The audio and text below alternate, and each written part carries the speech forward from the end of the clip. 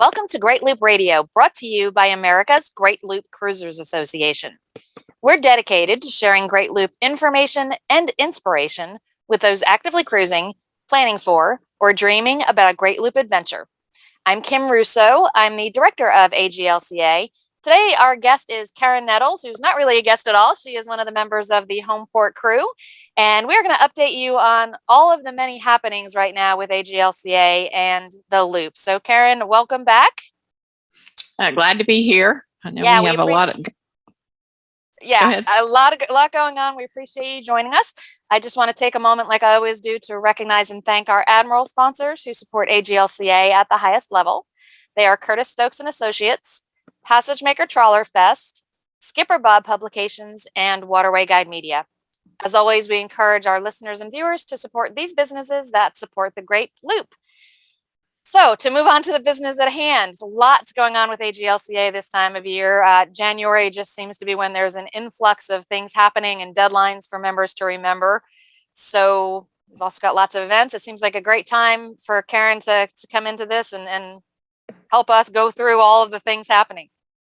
Yeah, and before we get going with 2022, I know that you did some stats for loop completions in 2021. So do you want to share a few things about what you found out with that information? Sure, and we always have lots of people interested in wake crossings or those who have completed the loop. So 2021 was not a record year for loop completions. We had 130 loop completions reported to us here at AGLCA. 118 of those were brand new gold loopers, so crossing their wake for the first time. And we had 12 new platinum loopers in 2021. So those were folks who were completing the Great Loop for the second time. So congratulations to those 130 boats.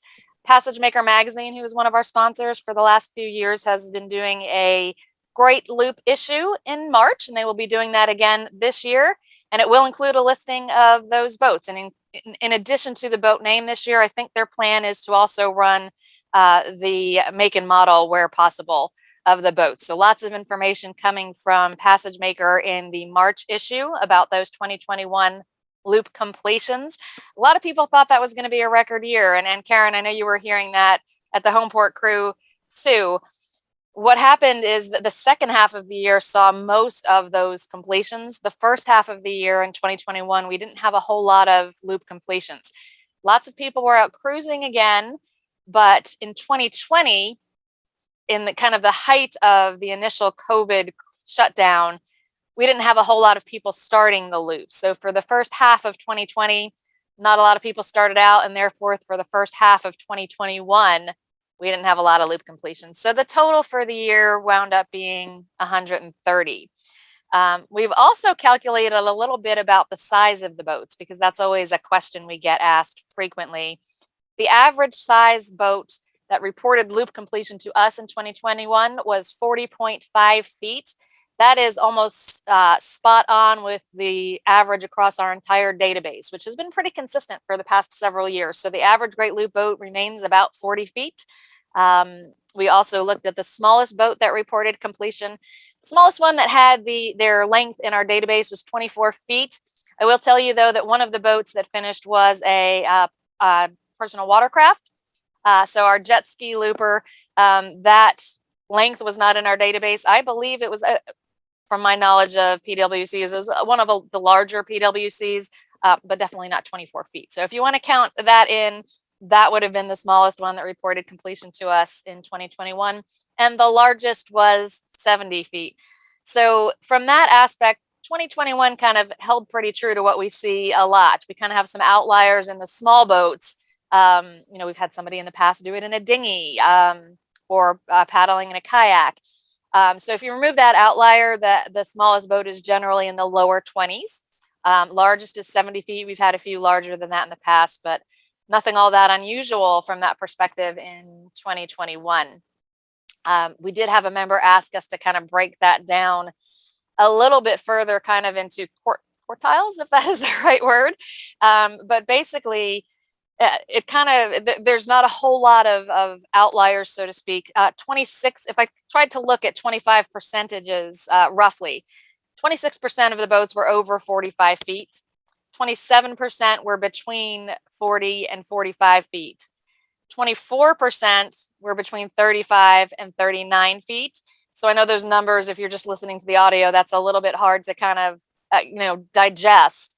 And 23% were under 35 feet. So basically, what we're getting at there is if you are in the under 35 feet category, you're not alone. That's almost a quarter of the boats. Same goes with over 45 feet. It's roughly a quarter of the boats. About half are over 40 feet, about half are less than 40 feet. So again, I'm somebody who has trouble comprehending those numbers when it's just audio. So check out the video of this where we'll have those stats kind of listed there if you're just listening to the audio.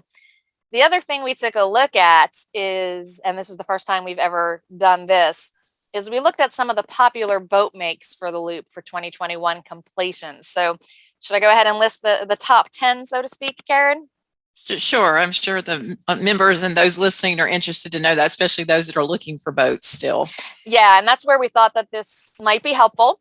What you will notice is that the top 10 boat makes only makes up about half of the loop completions. So there's a whole lot of other options out there, but the most popular ones, we actually had a three-way tie for the 4 boats each. I'm going to start from the bottom. So American Tug, Great Harbor, and Sea Ray. All 3 of those had 4 completions recorded, and we didn't break that down by the length of the boat. We strictly were going with the makes for the boat. So again, tie for the bottom of our list with 4 boats completing were American Tug, Great Harbor, and Sea Ray. Coming in at number 6 was Grand Banks with 5 boats that reported completion. At number 5 was Bayliner. 7 Bayliners completed the loop in 2021. We had a tie for 3rd place between 2 different models of or different makes of tugs, Ranger Tug and Nordic Tug. Both of them had 8 completions. So if you add those with the American tugs, that's become a pretty popular boat style, is the tugs. So again, tied for 3rd place was Nordic Tug and Ranger Tug with 8 boats each. Carver came in at number 2 with 9 boats. And probably not surprisingly to those who are big watchers of the Burgees going by at the marinas, Mainship was the most popular make with 13 loop completions in 2021. So if you're wondering, and one of the things people wonder about those more popular makes, if you are in the market for a great loop boat and your intention is to sell it shortly after the loop, a lot of people are looking for the more popular brands because they may be easier to sell on the completion. Now, right now, a lot of things are selling pretty quickly, so it may not matter as much. But if you're curious, those are the top brands for loop completions of 2021. And that's pretty much, kind of the rundown, the wrap up of the boats that finished last year. Well, despite the numbers being down a little bit, it's good to know that people are out there cruising. We've been hunkered down with COVID and so forth, so people are still getting out and about. And we know that this year people are out cruising already. And one of the biggest questions we get after we get into the new year are fleet T-shirts, something we started a few years ago, and people are eager to know, all about the fleet shirts and how they can get their names on the shirt and so forth. So can you tell us a little about the shirts this year? Yeah, most definitely. So this year, and we've, as Karen said, we've been doing these fleet of shirts for a few years now, and they've become quite popular. So we get a lot of questions, and it never fails that after these deadlines passed, we have some people who didn't know about them, and it's too late to get their boat name on the shirt. So we want to make sure we get it out there in every way possible for our members this year. So the fleet shirts list the name of each boat that has asked to have their name on the shirt. So whether or not you're in the fleet of 2022 is really up to you. We ask that you only include your boat name if you are cruising at least part of the Great Loop route in 2022. You don't have to plan to finish it in 2022 to be on the shirt, though, because we know a lot of people are doing this over multiple years. So if you do plan to do any portion of the Great Loop route in 2022, you can put your boat name on our Fleet of 2022 t-shirt. The deadline to add your boat name is February 28th, so still more than a month. Plenty of time. It's a real quick, simple form to fill out on our website. If you're looking for that form or more information, It is actually rotating in the big header on the greatloop.org homepage right now, and you can just tap on that, click here for more information in that header graphic, and that will bring you to a page that explains everything, has the form right on that page to add your boat name to the shirt. And the deadline again for that is February 28th. We are also currently taking orders for the shirt. And the order window is open for an extra month after the deadline. It's open until March 31st. You can order shirts in men's sizes, women's sizes, long sleeve. There's children's sizes available too. And those will be shipped. We're anticipating them being ready in late April to early May. So keep that in mind when you're specifying where you would like that shipped. So that's kind of the process. Really very simple. The shirts this year will be navy blue. We may have to use a variety of different manufacturers because one of the shortages out there right now is actually T-shirts that get printed on. So the color may vary a little bit, but they are mostly going to be navy blue shirts. And if we have to substitute some for a slightly different shade of blue, we'll do that. But, we're adaptable. We're loopers. We can go with the flow on that. So that's the fleet of 2022 T-shirts. And we welcome members to put their name on that shirt. Yeah, and I know members look forward to getting those shirts, and they'll be excited to get them this year as well. Despite with those deadlines, we also have another deadline coming up. Like you said, we've got a lot going on the first of the year. It's the Harbor Host of the Year program. We're taking nominations for that. So can you tell us a little bit about the program and the award? Yeah, our Harbor Host program, for those who aren't familiar with AGLCA Harbor Hosts, these are members who have volunteered to assist their fellow loopers when those loopers are cruising through their hometown. So it started off mostly as gold loopers who, after finishing the loop, were just looking for a way to give back. They had gotten some help along the way and wanted to do the same for others. But since then, it has really grown to where we have about between 500 and 600 harbor hosts all around the route. And basically, the harbor hosts are there to provide information about the local area. So whether that's where to eat or where to shop or things to see and do, or some of them will even provide rides for provisioning since you're typically arriving without transportation. Some will meet you at a marina and have docktails, but it's really grown to include lots of planners as harbor hosts because you don't need a whole lot of great loop knowledge. You just need local knowledge. And it's a great way for our planners to get involved and really to have access to some of the current group of loopers and pick their brains a little bit and ask some questions and find out more about what the route is really like. So that's the program in general. I believe it's probably going on close to 10 years that we have been having the membership select a Harbor Host of the Year. And the award is named the True North Harbor Host of the Year in honor of its first recipients. Tom and Patsy Conrad were phenomenal volunteers for the association, and their boat was True North. So it's the True North Harbor Host of the Year award. And it is basically designed to help recognize harbor hosts that have gone above and beyond over the course of the past year. So we are looking for our members who called upon harbor hosts to nominate someone that they met as a harbor host for Harbor Host of the Year. The nomination period is going on right now. Simple form on our website to nominate a harbor host. You just need to give us their name and what they provided, what service they provided, or what they did for you that you felt was above and beyond. We will publish the nominees, and the deadline for that is also February 28th. We will publish the nominees early in March, and then the membership will have until March 31st to vote for a winner among those nominated finalists.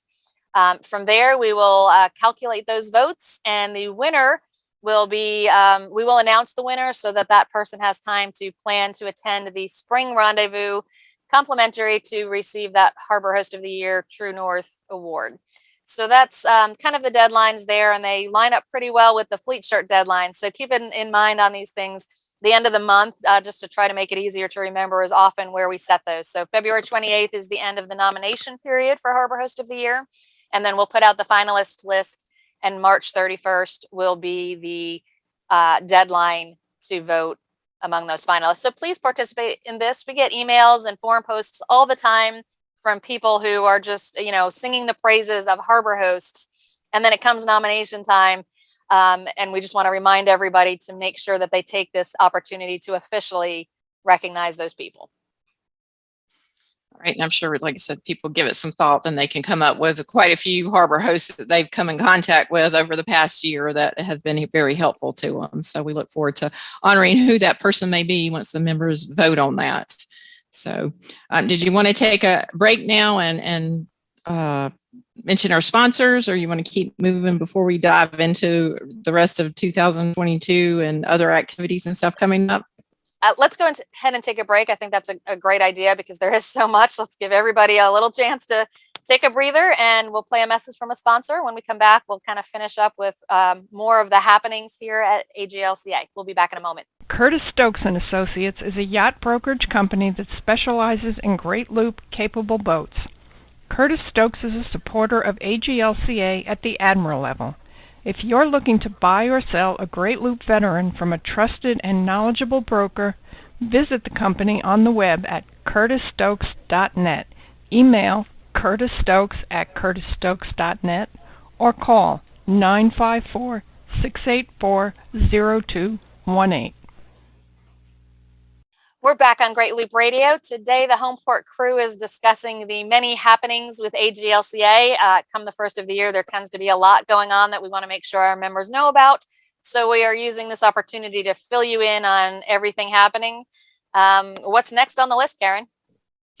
In-person events. We returned to in-person events back in this past fall. So I know that we've got a full slate coming up in 2022. So what can we expect with in-person events this year?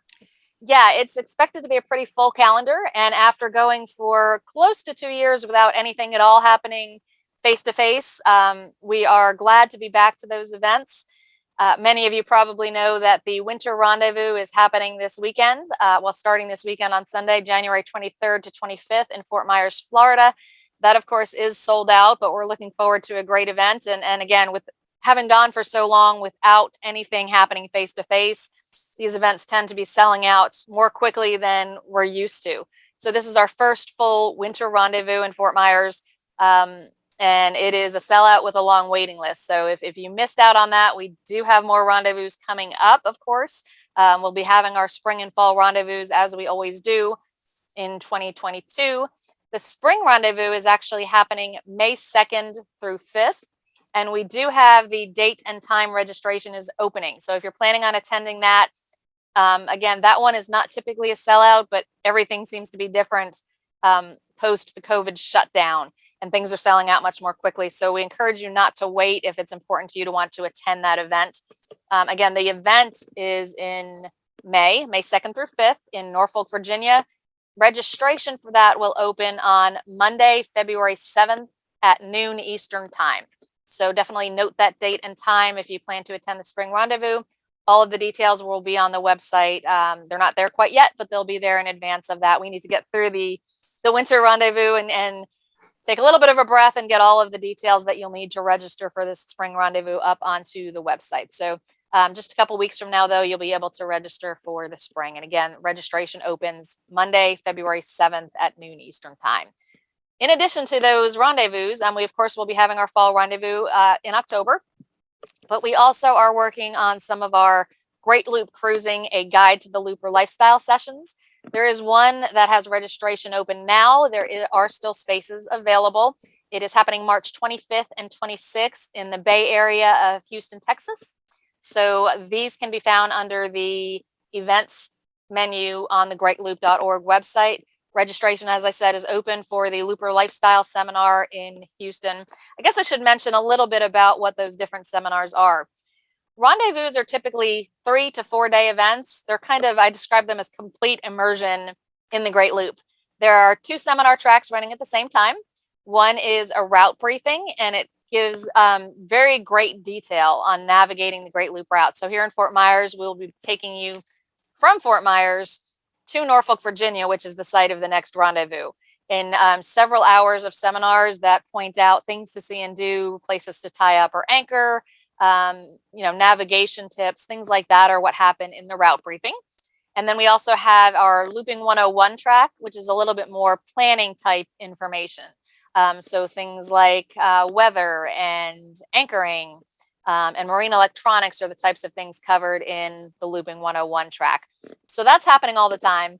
And then in the late afternoons at our rendezvous, we have looper crawls, which is when many of the boats in the harbor that are there as part of our event will open up for others to tour. So it's a great opportunity, if you don't yet have your Great Loop boat, to board many Great Loop capable boats in one place, talk to the owners, see what boats are really like when somebody's living aboard. And it's also a great social time. Rendezvous include meals because that also is part of that camaraderie that loopers are famous for. So that's kind of in a nutshell what a rendezvous is.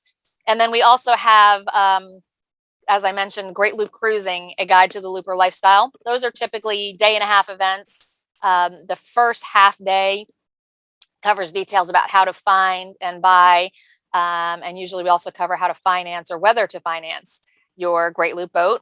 And then the second day is a full day, and that covers kind of general information about the Great Loop and how to plan for it. And a little bit more introductory than our rendezvous are.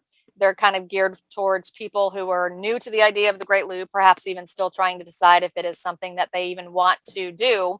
And those, the registration for those includes an AGLCA membership. So those are great if you're just getting started to the Loop. If you are already a member, we'll just extend your membership. If you're not, it's a great time to join because you're getting that membership free. So those are the upcoming events. We are working on a couple of more looper lifestyles. Most likely the best place for us to fit them in is going to be sometime in the summer months because we're trying to fit them between the spring rendezvous and the fall rendezvous. So that's what's coming up as far as live events. Okay, so people can just check on the events calendar for the things you've already mentioned and those that we may add to the calendar later. So they'll all be on the website. In addition to the events and all the other activities and deadlines we have going on, I know the annual fundraiser for advocacy efforts always is going on this time of year. So can you tell us a little bit about that? Yeah, I'd be happy to do that. We have a coalition of recreational boating associations that AGLCA takes part with. The other members are the Marine Trawler Owners Association, the Seven Seas Cruising Association, and the Fever Cruisers. And we have partnered together for several years now to work on advocacy. Most of the budget that we need goes towards paying for a lobbyist in Florida. And Florida has proven to be a bellwether state for anchoring regulations because there is so much coastline and so many boats here that, laws tend to be enacted here and then kind of spread. So we've been fighting hard for many years to keep anchorages open for cruisers.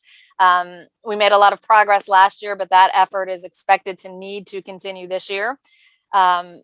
We also have some things going on right now in Kentucky, a safe boating bill. We certainly are in favor of safe boating, and the bill there is not problematic at all. It's really just requiring boaters to have taken a NASBLA approved safe boating course.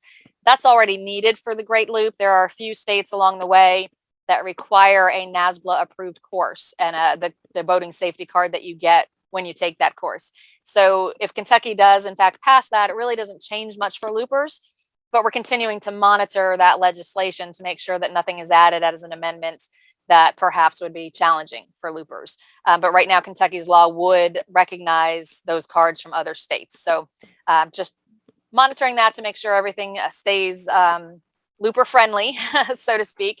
And there is also a bill that's been introduced in New York that would require scheduled dredging of the waterways. Now, I'm not sure where that'll go because, the funding for it is completely not clear at this point. So we'll be following up on that bill, monitoring it, seeing if there is a way at this early stage for us to support that, because of course dredging helps to keep the waterways free and clear for boats the size of looper boats to be able to safely navigate.